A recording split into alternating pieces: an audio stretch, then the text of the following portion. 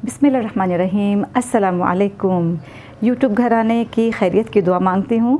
आज की मेरी जो वीडियो है वो उसमें तो ख़वातीन ने खुश ही हो जाना है, इसलिए कि आज की मेरी वीडियो रिलेट करती है ड्रेसेस से, और ख़वातीन को ड्रेसेस का पहनने का, उसके बारे में जानने का, शॉपिंग का कितना क्रेज़ है ये तो आप सब जानते हैं।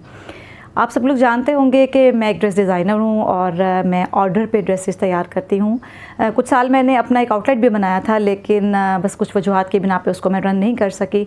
अब मेरा सिलसिला कुछ ऐसा है कि मुझे ऑर्डर आता है और मैं उसके अकॉर्डिंग ड्रेस तैयार करके भिजवा देती हूँ, और ज़्यादातर मेरे ऑर्डर्स बाहर ममालिक से आते हैं। ऑर्डर देने का तरीका कुछ इस तरह से होता है कि जैसे कुछ लोग तो कुछ कस्टमर मुझे पिक्चर भेज देते हैं और मुझे कहते हैं हमें एज़ इट इज़ चाहिए, और कुछ कस्टमर्स यूँ करते हैं कि वो मुझ पे छोड़ देते हैं टोटली कि मेरे भाई की शादी है, मुझे इस तरह से 3 जोड़े चाहिए। और फिर मेरे कुछ बेसिक से क्वेश्चंस होते हैं कि आपको कौन से कलर्स नहीं पहनने, आपको कौन सा स्टफ़ नहीं पहनना, और कुछ ऐसी चीज़ें कि जो उसको जहन में रख कर मैं उसके अकॉर्डिंग ड्रेसेस तैयार करके तो भिजवा देती हूँ। आज भी मेरे पास कुछ कस्टमर्स के ऑर्डर आए हुए थे। एक फ़ैमिली की बहनें हैं, कज़न्स हैं, उन्होंने 3-4 ड्रेसेस एक जैसे ही मांगे थे, तो वो मेरे पास तैयार हैं। तो मैंने सोचा इससे पहले कि मैं उनको जहाज़ पे चढ़ाऊँ, मैं आप लोगों के साथ शेयर कर दूँ आज के उन ड्रेसेस को, आप लोगों के नॉलेज में इजाफ़ा। और जो ख़वातीन हैं ना, वो विंडो शॉपिंग से ही बहुत खुश हो जाती हैं। तो आज की वीडियो तो ख़वातीन ने जब देखना है ना, तो उनका वैसे ही थोड़ा सा खून बढ़ जाना है। ठीक है जी, मैं अब आपके साथ शेयर करूँगी सारी डिटेल्स इन ड्रेसेस की। फैब्रिक कहाँ से लिया, कितने में लिया और कितना लगता है, और आप सब लोगों को इससे ये फ़ायदा होगा कि जब अपने तौर पे आप इस तरह के ड्रेसेस बनाना चाहेंगे तो ये बेसिक नॉलेज आप लोगों के पास पहले से मौजूद होगा। तो चलें आए, मैं आपको ड्रेसेस दिखाती हूँ जी। तो ये मेरे पीछे हैं वो ड्रेसेस जिनकी मैं आपसे बात कर रही थी। लॉन्ग ड्रेसेस हैं जैसे कि आप ये देख रहे हैं, और इसका फ्लेयर है तकरीबन 3 गज़ आगे से और 3 गज़ पीछे से। ठीक है, 6 इंचज़ राउंड इसका फ्लेयर है। और इसमें एक मज़े की बात यह है कि ये ड्रेसेस आपने और जगहों पे देखे होंगे, बनते हैं मार्केट में, लेकिन लोग बचत कैसे कर जाते हैं बनाने वाले, वो मैं आपको बता देती हूँ। मेरा फ्रंट और बैक पे इक्वल काम है, यानी जितना मटेरियल और का सारा काम फ्रंट पे है, बिल्कुल उतना ही मैंने इसको बैक पे करवाया हुआ है। ठीक है, और इसका ये दूसरा ड्रेस आप देख रहे हैं ग्रीन, ये बिल्कुल वैसा ही है, वही चीज़ है सारी, लेकिन इसमें कलर ग्रीन है। मैं आपको करीब से इसकी सारी लुक देती हूँ।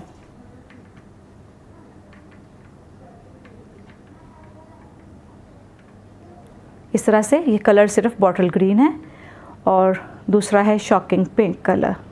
एक इसमें ब्लू कलर है, नेवी ब्लू, वो भी मैं आप लोगों को दिखा देती हूँ अभी जी। तो ये है तीसरा colour, royal blue colour. It's not a navy blue, ये नेवी ब्लू और रॉयल ब्लू के तकरीबन बीच वाला कलर है।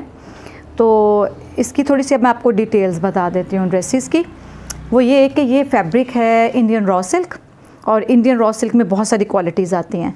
ये जो क्वालिटी मैंने ख़रीदी है, ये गफ़ कपड़ा होता है, थोड़ा मोटा होता है, शाइन इसमें कम होती है। इसको टच करने से आपको पता चलता है कुछ इसमें कॉटन है और कुछ इसमें पॉलिएस्टर है। जबकि जो लाइट क्वालिटी का कपड़ा होता है, हल्की क्वालिटी का, वो बारीक होता है, उसको थोड़ा खींचने से उसमें छेद आना शुरू हो जाते हैं, और वो थोड़ा पेपर की तरह से भी होता है, और उसमें जो है ना शाइन बहुत ज़्यादा होती है। इस कपड़े की जो विड्थ है, इसको अर्ज़ बोलते हैं, इसका अर्ज़ जो है वो तकरीबन 44-45 इंच, 1.25 गज़ अर्ज़ की रॉ सिल्क इसको अमूमन मार्केट में बोला जाता है। अच्छा, इसमें कलर फास्ट होते हैं। इस फैब्रिक का ये एक मतलब खूबी है, कलर्स हर सारे अवेलेबल होना और इसके कलर्स पक्के होना। इसको कितना कपड़ा लगा है, अब नेक्स्ट चीज़ ये आ जाती है। इस ड्रेस के ऊपर, जिसकी के लेंथ है तकरीबन 56 से 60 इंच लंबा, अगर आपको ड्रेस बनवाना है, और उसकी साइज़ आपने रखने हैं चौड़ाई में, अगर फ़र्ज़ करें मीडियम टू एक्स्ट्रा लार्ज, तो आपको फैब्रिक चाहिए होगा 7.5 गज़। इस फैब्रिक को जब मैं ख़रीद रही थी तो करीब एक टेलर था, तो यूं ही मैंने सोचा कि चले मैं पूछती हूँ कि मुझे 6 गज़ का फ्लेयर चाहिए, 3 गज़ फ्रंट और 3 बैक हो, और मुझे कलियों वाली बॉडी के साथ कलियों वाली ये लॉन्ग ड्रेस बनानी है। तो आप बताएं कितना फैब्रिक लगेगा। तो टेलर साहब ने मुझे कहा 12 गज़ कपड़ा लगेगा। तो टेलर हमारे साथ ये करते हैं, होशियार रहा करें। तो बहरहाल ये आपके सामने इसका फ्लेयर शेयर सब कुछ है 7.5 में, बेहतरीन इतने साइज़ में। ये मेरे पास मीडियम साइज़ भी है, मेरे पास यहाँ पे स्मॉल भी बना हुआ है और यहाँ पे एक्स्ट्रा लार्ज भी बना हुआ है। मैंने तकरीबन सबका एक जैसा ही कपड़ा ले लिया था, ठीक है। वो 7.5 गज़ में बेहतरीन तैयार हो गया। अब इसमें स्टेप्स बाय स्टेप जो है ना ये तैयारी होती है। मैं आपको सबसे पहले बताती हूँ कि मैंने फैब्रिक ख़रीदा, तो ये जो फैब्रिक है ये गया टेलर के पास। टेलर ने पहले मुझे इसकी कटिंग करके दी, इसकी कलियां जोड़ के दी। इसकी बॉडी अलग थी, स्लीव्स अलग थे, कलियां जुड़ी हुई थी। और फिर ये बॉडी के साथ कलियां टेलर ने मुझे जो है वो बाद में जोड़ कर दी हैं, पहले से ये सेपरेट थी क्योंकि इसको एक बड़े से टेबल पर लगना होता है ब्लॉक प्रिंटिंग के लिए।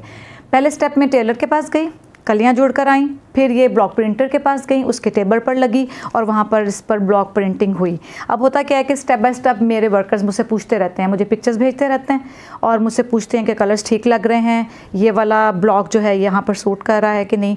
तो मैं उनको जो है घर बैठे उनको बताती रहती हूँ, क्योंकि हर बार वर्कशॉप पर जाना पॉसिबल नहीं होता और फिर साइंस के इस इजाज़ से हम फ़ायदा क्यों ना उठाएँ। तो वो पेंट हो गया। पेंट होने के बाद नेक्स्ट स्टेप क्या होता है, फिर ये जाते हैं मशीन एम्ब्रॉयडरी की तरफ।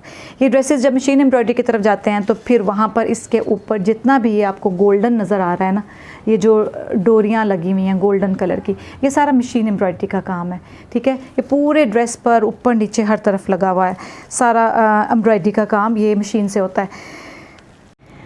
मशीन एम्ब्रॉयडरी से आती है तो फिर इसका थर्ड स्टेप क्या होता है। थर्ड स्टेप इसका होता है, इसको हाथ का काम किया जाता है। हाथ का काम कैसे है, आप देख सकते हैं कि इसमें पर्ल्स लगे हुए हैं, ठीक है, वो हाथ से लगते हैं। उसके बाद इसमें ये सारा मिरर लगा हुआ है जगह जगह पूरी फ्रॉक में, ऊपर नीचे, इवन ये बॉर्डर्स में भी, मैं आपको बॉर्डर्स भी अलग से दिखाती हूँ।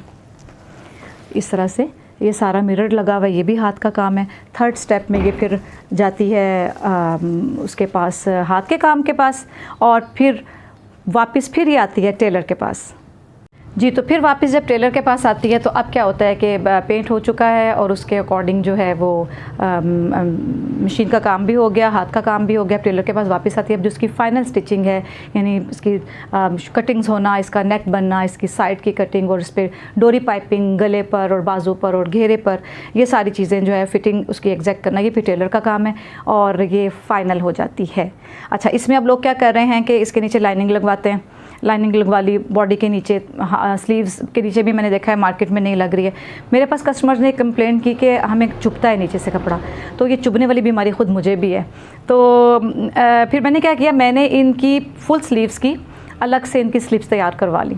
जैसे कि ये देखें, मैंने ये पूरी शॉर्ट लेंथ की, तकरीबन ये कोई 22 इंचेस लेंथ की मैंने सब इनके नीचे ना फुल स्लीव्स की सेपरेट कपड़े की फिर मैंने स्लीव्स तैयार करवा ली हैं। उससे होगा क्या कि पहनने वाले को ये जो सीम्स होती हैं ना हमारी शोल्डर की, साइड्स की, इवन नेक की भी जो वो गोल्डन लगाते हैं टिशू, वो भी चुभता है, तो वो बिल्कुल भी नहीं चुभेगा। साइड सीम्स तो अटल लाइनिंग जोड़ने के बाद तो साइड सीम्स ज़रूर चुभती हैं, तो ये सेपरेट स्लिप सिलवा लेना। एक अच्छी टिप है, आपको दे रही हूँ कि इससे फिर आपको नीचे से एम्ब्रॉयडरी वगैरह कोई भी चीज़ जो है वो चुभेगी नहीं। जी, तो अब इन फ्रॉक्स के साथ लोग क्या कर रहे हैं, जो यूजुअली मैं देख रही हूँ कि नीचे कैन लगवा देते हैं। अब सोचने की बात है कि कैन की ज़रूरत हो तो उसको लगवाएं, ऐसे फजूल में भेड़ चाल वाली बात हो जाती है।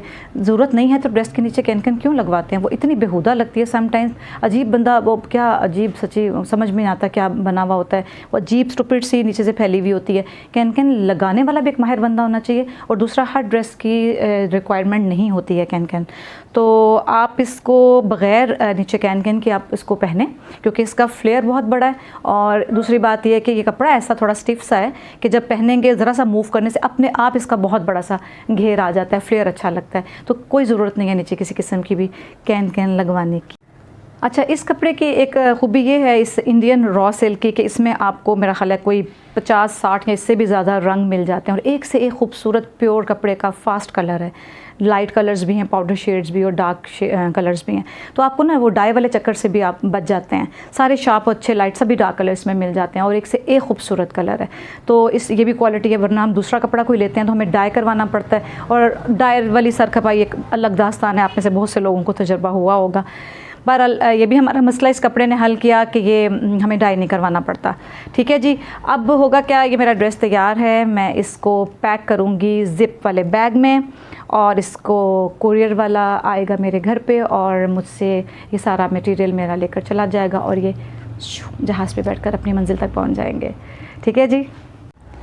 तो ख़वातीन, आज का तो आपकी विंडो शॉपिंग हो गई ज़बरदस्त, आंखों को ठंडक मिल गई नए ड्रेसेस देखकर। तो बहरहाल आई होप कि आपको मेरे इस सारी तफसील बताने से थोड़ा सा आइडिया हो गया होगा। अगर आप खुद ऐसे ड्रेसेस बनाना चाहें तो आपको काफ़ी मदद मिल जाएगी। तो नेक्स्ट वीडियो में इंशाल्लाह ताला बहुत जल्द आप लोगों के सामने आऊँगी। तब तक के लिए मुझे अपनी दुआ में याद रखिएगा और अपने साथ दूसरे सब लोगों का बहुत सा ख्याल रखिए। अल्लाह हाफिज़, अस्सलामु अलैकुम।